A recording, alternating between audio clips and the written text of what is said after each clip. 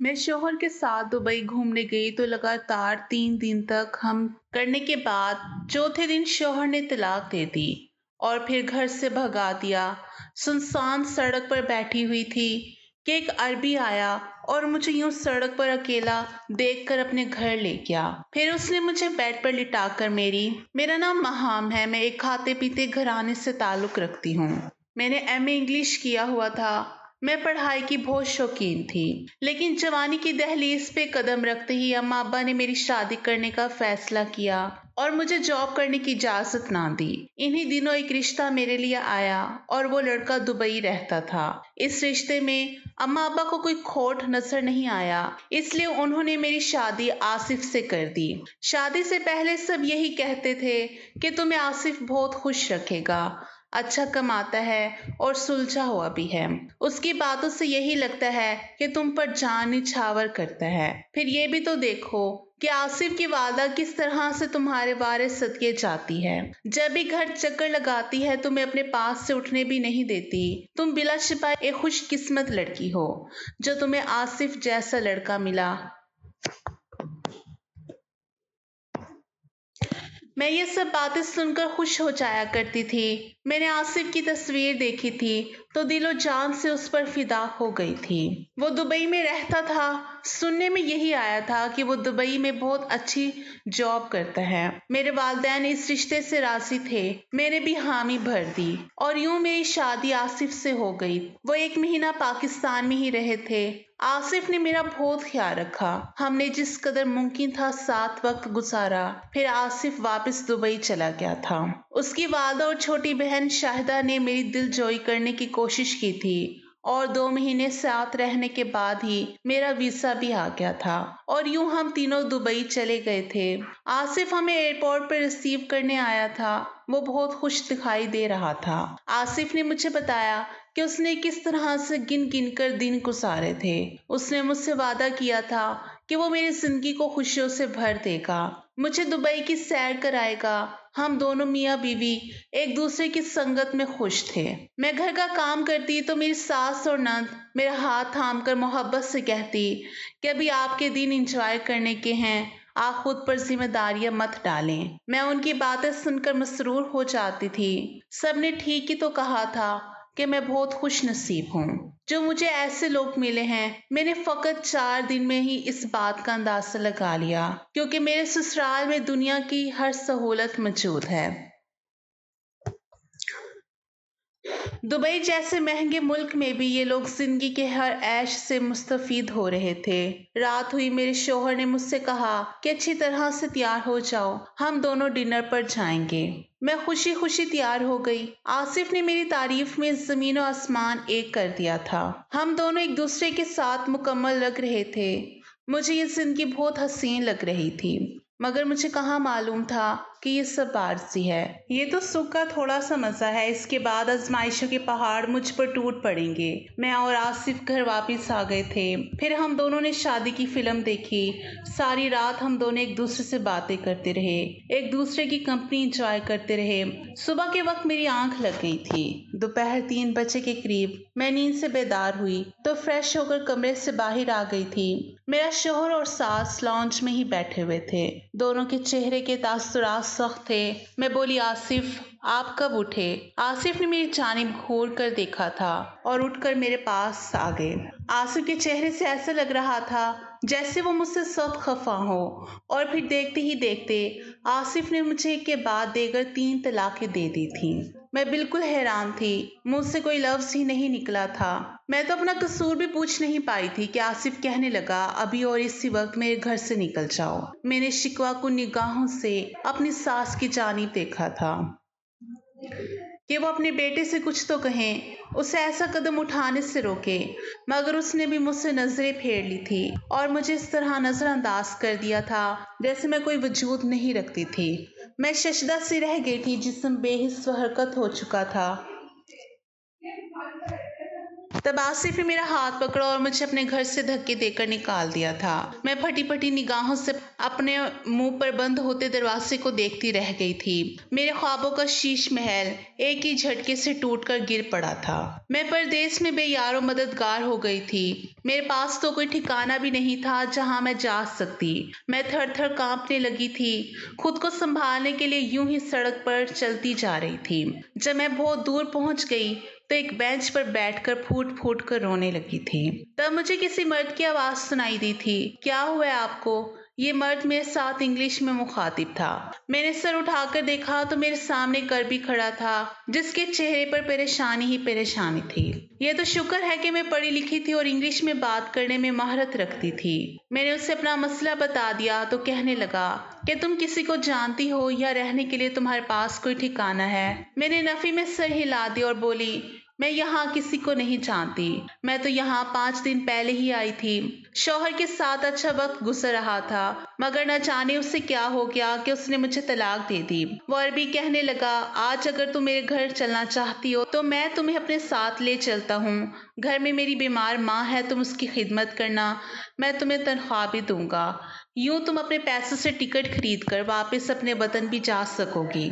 उस अरबी की बात सुनकर मेरे दिल को ढारस मिल गई थी। यूं लगा था जैसे तपते सहरा में किसी ने एक घूंट पानी का पिला दिया हो।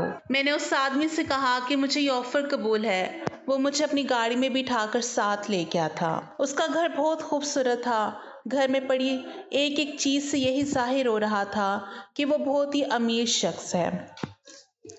मैंने उससे कहा कि आपकी वालदा कहाँ है? उसके चेहरे पर उदासी छा गई थी। उसने मुझे सोफे पर बैठ जाने को कहा था और बोला, दरअसल मेरी अम्मी एक हफ्ते से अस्पताल में दाखिल हैं। कल उन्हें छुट्टी मिल जाएगी तो वो घर वापस आ जाएगी। मैंने अम्मी की हालत के पेश नज़र अस्पताल से ही नर्स लेने का इरादा किया था, मगर नर्स अफोर्ड करना इतना आसान नहीं है। तुम्हें इस वक्त पैसे ठकाने की ज़रूरत है, इसलिए मैं तुम्हें ले आया हूँ।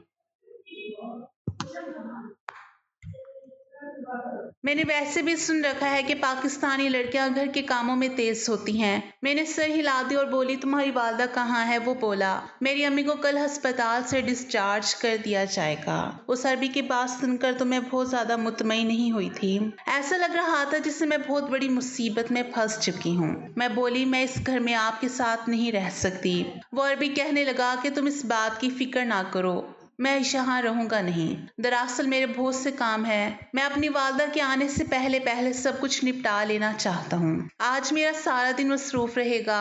घर का चक्कर नहीं लगा पाऊंगा। किचन में दुनिया जहां की हर शय पड़ी है। कुछ खाना हो तो पकाकर खा लेना। मैंने सर हिला दिया तो अरबी घर से निकल गया था। मुझे अभी तक इस बात की परेशानी थी कि क्या मैंने इस तरह अजनबी शख्स के घर में रुककर ठीक किया या गलत। मैं भी क्या करती, मेरी मजबूरी थी। इसके अलावा मेरे पास और कोई हल भी तो नहीं था। मैं दिल ही दिल में दुआएं करती रही थी कि या अल्लाह मुझे किसी बड़ी मुसीबत में गिरफ्तार होने से बचा लेना। मुझ पर तो पहले ही गम के पहाड़ टूट पड़े थे।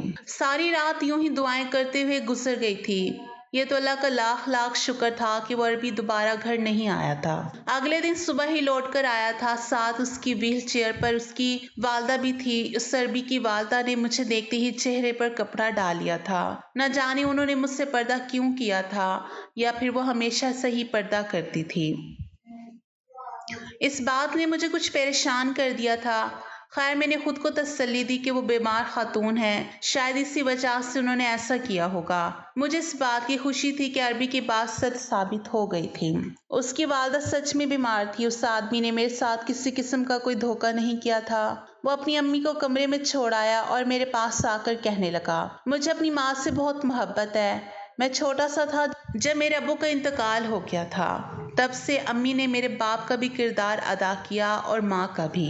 मैं इस मुश्किल वक्त में इन्हें तन्हा नहीं छोड़ सकता। मैं इनके साथ दूंगा। तुम ये ना समझो कि मैंने अपनी अम्मी की सारी जिम्मेदारी तुम पर डाल दी है।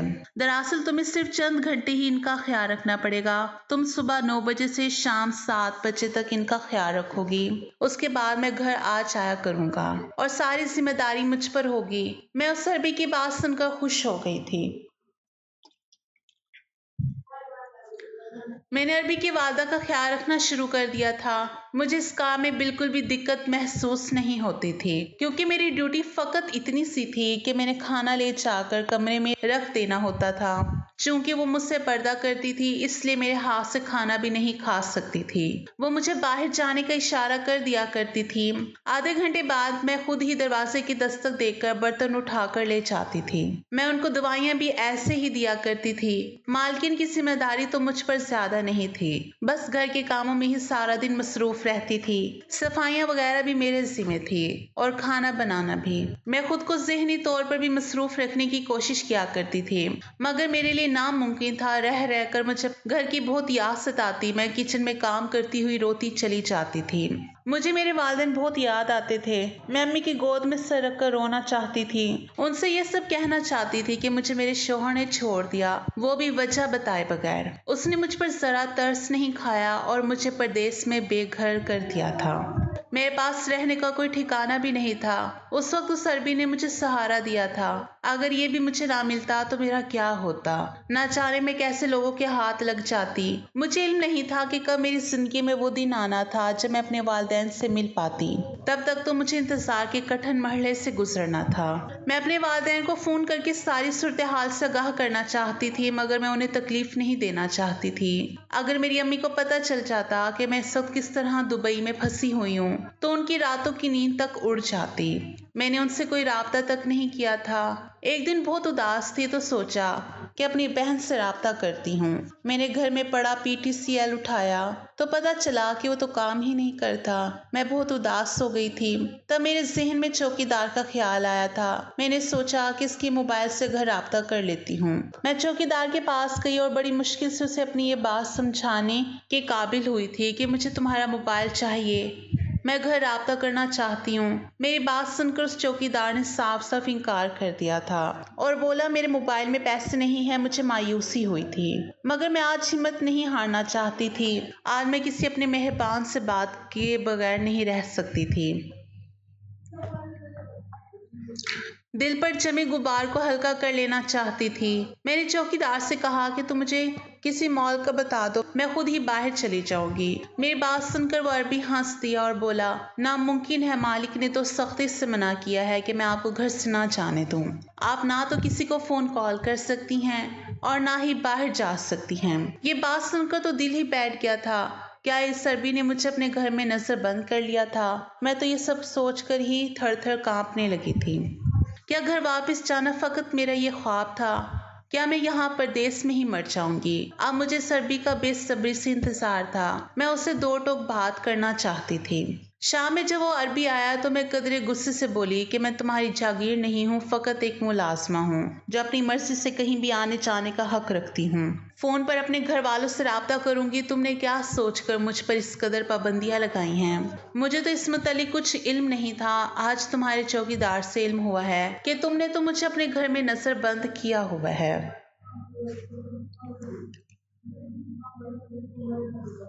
मेरी बात सुनकर उस अरबी के चेहरे पर मुस्कुराहट फैल गई थी। वो बोला ऐसा वैसा कुछ भी नहीं है, तुम मुझे गलत समझ रही हो। मैंने ये सब कुछ तुम्हारे भले के लिए किया है। तुम दुबई में बिल्कुल अनजान हो। तुम्हें इल्म नहीं है कि यहाँ कैसे कैसे इंसानुमा भेड़िए फिर रहे होते हैं। तुम अगर गलत हाथों चली गई तो उम्र भर तुम्हारा सुराग नहीं मिलेगा। मैं नहीं चाहता कि एक परदेसी मेरे वतन में ये सब कुछ बर्दाश्त करे, इसलिए मैंने अपने चौकीदार से कह दिया था कि तुम्हें कहीं भी आने जाने ना दे। रही बात फोन पर बात करने की, तो तुम अपने वालिदैन से राब्ता करके क्या कहोगी? ये कि मुझे मेरे शौहर ने तलाक दे दी है, मेरे पास टिकट के भी पैसे नहीं हैं और अब मैं अरबी के घर मुलाजमत कर रही हूँ ताकि वतन वापसी के लिए कुछ पैसे जमा कर सकूं। तुम अपने वालिदैन को अज़ियत देना चाहती हो कि जब मैं अपनी माँ का दुख समझ सकता हूँ तो किसी और के वालिदैन का क्यों नहीं? क्या ये अच्छा नहीं कि तुम 1 महीने की तनख्वाह लेकर अपने मुल्क वापस चले जाओ? वहां जाकर फिर अपने हालात घर वालों से कह लेना। मुझे अरबी की बातें अच्छी लगी थी। मैंने मुस्कुराकर उससे माजरत की और बोली माफ करना, तुम्हें समझने में मुझसे गलती हो गई। दरअसल मुझे अपने ही शौहर ने इस तरह का दुख दिया है क्या मैं किसी पर भरोसा करने की काबिल ही नहीं हूँ। अरबी कुछ भी कहे बिना चला गया था। मुझे यहाँ रहते हुए अभी चंद ही दिन हुए थे। अभी भी बहुत कठिन वक्त मुझे यहाँ गुजारना था। मेरी दिली ख्वाहिश यही थी कि इस मेहरबान अरबी की वालदा जल्द अज जल्द ठीक हो जाए। जो दूसरों का इस कदर एहसास रखता है, अल्लाह ही उसे अपनों की आजमाइश से बचाए। मेरे इस घर में रूटीन बिल्कुल भी तब्दील नहीं हुई थी। मैं सारा दिन घर के काम करती थी और फिर अरबी की वालदा के कमरे में दस्तक देकर दाखिल हो जाती थी। मैं उनके पास खाना वगैरह रखकर बाहर निकल जाती थी। आज जब मैं खाने के बर्तन उठाने लगी तो मुझे ट्रे में कागज पड़ा हुआ नजर आया था। मैं उसको उठाने लगी तो अरबी की वालदा ने जल्दी से हंगोरा मारा था और मुझे कमरे से बाहर निकल जाने का इशारा किया था। मैंने जल्दी से उनके हुक्म की तामीर की थी। मैंने किचन में आकर बर्तन रख दिया और कागज उठाया। ये देखकर तो जान ही निकल गई थी कि उस कागज पर उर्दू लिखी हुई थी। तुम यहाँ क्या कर रही हो? जिस कदर जल्दी मुमकिन हो सके मेरे घर से निकल जाओ। मैं तो गुमसुम सी हाथ में कागज पकड़े खड़ी की खड़ी रह गई थी। अरबी की वालदा पाकिस्तान से थी। अगर ऐसा नहीं था तो फिर वो उर्दू कैसे लिखना जानती थी? चलो मैंने मान लिया कि उनको उर्दू आती भी थी, तो वो फिर मुझसे इस कदर नफरत क्यों कर रही थी? मैंने तो यहाँ आकर उनका घर संभाल लिया था, उनका भी ख्याल रखने की कोशिश किया करती थी। मैं उनसे पूछना चाहती थी कि क्या वो उर्दू जानती है, इसलिए मैं उनके कमरे में चली गई। मैंने जैसे ही कलाम करने की कोशिश की तो वो मुझे खा जाने वाली निगाहों से घूरने लगी थी। उसने मुझे जाने का कह दिया था। मैं एक बार फिर से कमरे से बाहर आ गई थी। न जाने क्या माजरा था, मेरी तो समझ में कुछ भी नहीं आ रहा था। मैं अजीब दुराहे पर खड़ी थी। 7 बजे मैं अपने क्वार्टर में आ गई थी। उस अरबी ने मुझे घर के पीछे बने क्वार्टर में कमरा रहने को दिया हुआ था। सुबह से शाम 7 बजे तक तो मेरा वक्त बहुत अच्छा गुजर जाता था, मगर इससे आगे एक एक मिनट में गिनकर गुजारा करती थी। वक्त तो थम सा जाता था। मुझे पाकिस्तान की याद आने लगती थी। अपनों को ख्याल न जाने मेरे पीछे क्या कुछ हो गया था। पाकिस्तान में सब कैसे थे? मेरी अम्मी ने न जाने कितनी बार मेरे ससुराल में फोन किया होगा, मेरी खैरियत मालूम की होगी। पता नहीं उन्होंने आगे से अम्मी को क्या कह दिया होगा, उन्हें क्या बताया होगा कि उनकी बेटी माहम कहाँ चली गई है। वो फोन पर बात क्यों नहीं करती? मैं यही सब सोच रही थी जब मेरे कमरे के दरवाजे पर दस्तक हुई थी। मैंने दरवाजा खोल दिया तो सामने अरबी खड़ा था। कहने लगा, मैं माजरत चाहता हूँ, मैंने तंग किया। दरअसल मैं तुम्हें किसी से मिलवाना चाहता हूँ। उस अरबी ने मुस्कान नाम कहकर किसी को पुकारा था। तभी मेरे सामने एक अरबी औरत आई थी। ये बिलाशबा बहुत ही हसीन थी। अरबी मर्द कहने लगा कि मेरे अम्मी की देखभाल के लिए इन्हें काम पर रख लिया है। तुम बस मेरे घर को देखोगी, सफाई सुथराई तुम्हारे जिम्मे है। मैंने सर हिला दिया तो अरबी कहने लगा कि अब तुम्हारी ड्यूटी टाइमिंग भी ज्यादा हो जाएगी। हो सकता है कि तुम्हें रात के वक्त मेरी वालदा के साथ सोना पड़े। मैंने इस पर भी कोई एतराज नहीं किया था। अरबी चला गया था। अगले दिन मैं काम पर गई तो मुस्कान ने मुझे मालकिन के कमरे में भी जाने नहीं दिया था। मैंने उसे इशारों से समझाया कि मैं तो फकत मालकिन की तबीयत के मुतालिक जानना चाहती हूँ। उसने नफी में सर हिला दिया और कहने लगी, इस चीज की जरूरत नहीं है, वो बिल्कुल ठीक है। रात के वक्त जब मैं सोने का टाइम हो गया तो उसने खुद ही मुझे मालकिन के कमरे में जाने को कह दिया था। मैं वहां गई तो फर्श पर ही बिस्तर लगे हुए थे, जबकि मालकिन अपने जहाजी साइज बिस्तर पर लेटी हुई थी। उसने मुझे इशारे से समझाया कि हम दोनों मालकिन के साथ ही सोया करेंगी। रात के वक्त उनकी हालत बिगड़ जाती है, पर मुझसे इन्हें तन्हा नहीं संभाला जाता। मेरे दिल में शुक्र किया था कि मेरी जान इस कमरे से छूट गई थी, क्योंकि वहां मुझे तन्हाई का एहसास बड़ी शिद्दत से होता था। रात काटना मेरे लिए बहुत कठिन हो जाती थी। पहली रात तो मैं बिस्तर पर ही सो गई थी, इसलिए जल्दी नींद आ गई थी। सुबह सोकर उठी तो मुस्कान कहने लगी, गुस्ल कर लो। मैं हैरान हुई थी। वजह पूछी तो कहने लगी, क्या मालकिन के कमरे में सोई थी ना, न जाने यहाँ कितने जरासीम होंगे, इसलिए लाजमी गुस्ल कर लो। मैंने मुस्कान की बात सुनकर गुस्ल कर लिया था और फिर घर के कामों में मशगूल हो चुकी थी। मेरे लिए ये बात काफी हैरानकुन थी कि मुस्कान तो मालकिन के कमरे से बिल्कुल भी बाहर नहीं आती थी, जबकि मुझे एक पल के लिए भी अपने कमरे में बर्दाश्त नहीं करती थी। मैं मालकिन से बात करना चाहती थी, उनसे पूछना चाहती थी कि आखिर उन्हें उर्दू कैसे आती है और फिर वो मुझसे इस कदर नफरत क्यों करती है कि मुझे अपने घर से निकाल देना चाहती हैं। ये अभी तक ये एक राज ही था। मुझे लगता था कि मेरा महीना यूं ही खत्म हो जाएगा और मैं पैसे लेकर वतन वापस आ जाऊंगी, मगर निकाहपोश मालकिन का राज मालूम नहीं कर पाऊंगी। जैसे जैसे दिन चलते जा रहे थे मेरा तजस्सुस भी बढ़ता चला जा रहा था और फिर एक शब मैं इस कदर बेचैन हो गई कि मेरी आंखों से नींद ही उड़ गई थी। मैं करवटें बदलती रही थी, मगर नींद की देवी मुझ पर मेहरबान نہیں ہو رہی تھی۔ میں نے مسکان کی جانب دیکھا تو وہ بڑے مزے سے خراٹے لے رہی تھی۔ تب میں ایک دم سے اٹھ بیٹھی۔ میں نے سوچا کہ چلو اور کچھ نہیں تو مالکن کا چہرہ ہی دیکھ لیتی ہوں۔ میں دبے پاؤں سے چلتی ہوئی مالکن کے سرہانے جا کھڑی ہوئی تھی۔ میں نے ان کے چہرے سے کپڑا ہٹا دیا تھا، پھر تو جیسے زمین و آسمان کی گردش ہی رک گئی تھی۔ یہ میرے لیے کوئی اجنبی چہرہ نہیں تھا، میں اسے بہت اچھی طرح سے جانتی تھی۔ مالکن نیند سے بیدار ہو چکی تھی، کمرے میں ہلکی سی مدھم سی روشنی تھی۔ ہم دونوں کی نظریں ملی تھی۔ میں سوال کرنا چاہتی تھی مگر مالکن نے مجھے روک دیا اور جانے کا اشارہ کر دیا۔ میں اپنے بستر پر آ کر لیٹ گئی تھی۔ اب معاملہ بہت ہی زیادہ الجھ گیا تھا۔ یہ یہاں کیسے پہنچی تھی؟ یہ تو میری نند تھی، اس کا بھلا ایک عربی کے گھر میں کیا کام تھا؟ جہاں تک مجھے معلوم ہے میری نند کنواری تھی، وہ اتنے دنوں سے اپنے گھر سے غائب تھی، تو کیا اس کے گھر والوں کو کوئی پریشانی نہیں تھی؟ پھر یہ بھی بات عجیب تھی کہ مجھ سے عربی مالک نے جھوٹ کیوں بولا تھا؟ اس نے میری نند کے بارے میں یہ کیوں کہا تھا کہ اس کی والدہ ہے؟ یقیناً کچھ نہ کچھ تو گڑبڑ ضرور تھی۔ مجھے اس بات کا 100% یقین ہو چکا تھا کہ میری نند اس وقت کسی پریشانی میں مبتلا ہے، اس کو خطرہ ہے۔ اب سوچنے کی بات یہ تھی کہ کیا مجھے اس شخص کی بہن کی فکر کرنے کی ضرورت تھی یا نہیں، جس کی وجہ سے میری زندگی تباہ و برباد ہو گئی تھی، جس نے مجھے طلاق دینے سے قبل میری خطاط تک نہیں بتائی تھی۔ وہ عورت جو مجھے پاکستان سے تو بڑے مان سے لائی تھی، مگر جب اس کا بیٹا مجھے طلاق دے رہا تھا تو اس نے اف تک نہ کیا تھا۔ دل تو چاہتا تھا کہ اپنی جان بچا کر بھاگ جاتی، مگر یہ انسانیت کا سب سے نچلا درجہ تھا۔ میرے ساتھ برا تو میرے شوہر نے کیا تھا، اس کی سزا بھلا میں اپنی نند کو کیسے دے سکتی تھی؟ میں نے سوچ لیا تھا کہ مجھے اپنی نند کے ساتھ رابطہ خط کے ذریعے کرنا ہے۔ میں نے جا کر خط لکھا اور اس سے پوچھا کہ مجھے بتاؤ تم یہاں کیا کر رہی ہو، تمہیں کس قسم کی کوئی مدد چاہیے؟ اب مسئلہ یہ خط اس تک پہنچانے کا تھا۔ اس کا حل بھی میں نے یہ نکالا تھا کہ مسکان کو بہانے سے کچن میں بلا کر میں خود باہر نکل گئی تھی۔ میں نے کھانا اٹھایا اور اس کے پاس وہ خط چھوڑ آئی تھی۔ شام کے وقت میں نے پھر سے بہانہ بنایا اور اس کو کہا کہ مالکن کے کمرے سے برتن اٹھانے جا رہی ہوں۔ اس نے مجھے دیکھا تو ایک کاغذ برتنوں میں رکھ دیا تھا۔ برتن میں نے کچن میں رکھ دی اور خود باتھ روم میں جا کر اس کا خط پڑھا تھا۔ اس نے لکھا تھا، مجھے مدد کی ضرورت ہے بھابھی، آپ پولیس کو اطلاع کریں ہر حال میں۔ نیچے ہی اس نے دبئی پولیس کا نمبر لکھا ہوا تھا۔ اب میں سوچ رہی تھی کہ کس طرح سے رابطہ کروں پولیس کو، کیونکہ میرے پاس تو موبائل بھی نہیں تھا۔ اسی وقت میری نظر مسکان پر پڑی تھی، وہ اپنے موبائل سے کسی سے بات کر رہی تھی۔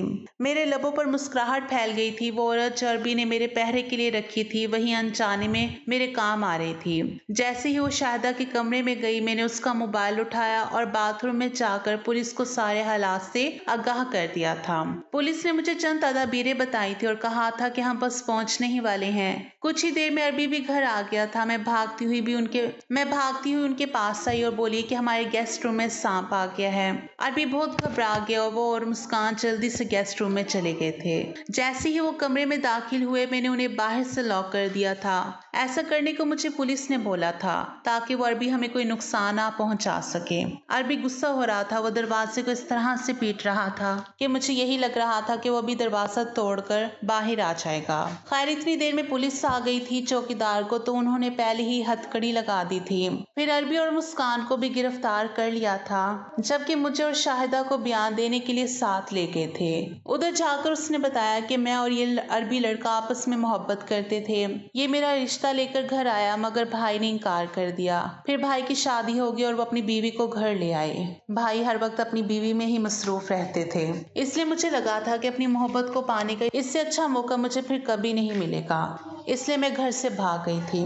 اس عربی نے پہلے مجھے ایک دن اپنے دوست کے گھر رکھا، پھر اپنے گھر لے گیا اور یہ کہا کہ تمہیں بیمار ہونے کا ناٹک کرنا پڑے گا، نہیں تو محلے دار پولیس کو بلوا لیں گے۔ میں نے ایک کام والی کا بھی انتظام کر لیا ہے، تم اس کے سامنے چند روز بڑھیا بننے کا ناٹک کر لینا۔ عربی نے مجھے ملازمہ کے سامنے چہرہ ڈھکنے کی ہدایت کی تھی۔ یہ دیکھ کر تو میری جان ہی نکل گئی تھی کہ ملازمہ کے روپ میں کوئی اور نہیں بلکہ میری ہی بھابھی تھی۔ میں نہیں چاہتی تھی کہ بھابھی کو پتا چلے کہ میں یہاں ہوں اور وہ مجھے گھر ساتھ لے جائے، کیونکہ میں تو ابھی بھی عربی سے محبت کرتی تھی۔ مگر ایک دن جب وہ فون پر کسی کے ساتھ بات کر رہا تھا تو میں نے سن لیا کہ اس نے تو میرا اور بھابھی کا سودا طے کر دیا ہے، وہ ہمیں فروخت کر دینا چاہتا تھا۔ میں تو وہاں پھنسی ہوئی تھی، اس لیے بھابھی کو وہاں سے بھگا دینا چاہتی تھی۔ پولیس نے اس کی والدہ اور بھائی کو بھی تھانے بلا لیا تھا۔ میری سابقہ ساس کہنے لگی، مجھے معاف کر دینا بیٹی، तुम्हें तलाक मेरी वजह से हुई है। जब शाहिदा घर से भाग गई तो मैंने तुम्हारे शोहर से कह दिया कि तुम्हारी बीवी इस सब में मुलविस थी। उसने ही तुम्हारी बहन को घर से भगा दिया है। इसी गुस्से में उसने तुम्हें तलाक दे दी है, पर मुझे आज मालूम हुआ है कि तुमने ही मेरी बेटी को बचाया है। तुम मुझे माफ कर दो, मेरी सास ने मेरी जिंदगी तबाह कर दी थी। माफ करना इतना आसान तो नहीं था। पुलिस ने छापे मारकर अरबी के गिरोह को पकड़ लिया था। मुझे वतन भिजवा दिया गया। मेरी लुटी पुटी हालत देखकर मेरे वालिदैन बहुत अफसुदा है, मगर मेरे पास उनको देने के लिए तसल्ली का कोई लफ्ज नहीं है। किसी और के गुनाह की सजा मुझे मिल गई थी। आगे दुनिया अंधेर नजर आती है। मेरे लिए दुआ करें कि मुझे रोशनी की कोई उम्मीद नजर आ जाए।